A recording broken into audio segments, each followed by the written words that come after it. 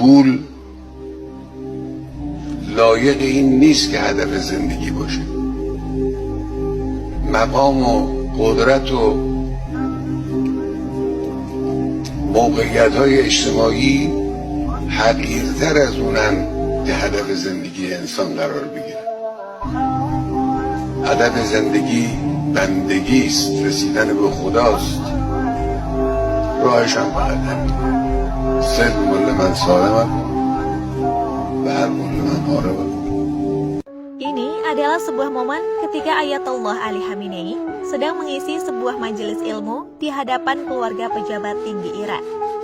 Lalu secara tak terduga, beliau dihampiri seorang anak laki-laki yang meminta didoakan agar menjadi syuhada atau hamba yang gugur dalam membela agama Allah.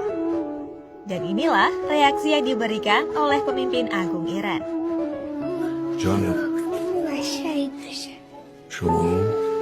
شما اول بزرگ بشید، انشالله قدرتون بلند بشه، درس بخونید و عالم بشین و انشالله برای اسلام مفید باشید. یه 80-90 سالم عمر کنید بعدم جدید بشید.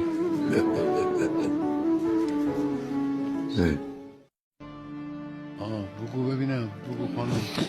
من امروز تولدم بود. بابام بهم یه هدیه داد، اونم هدیه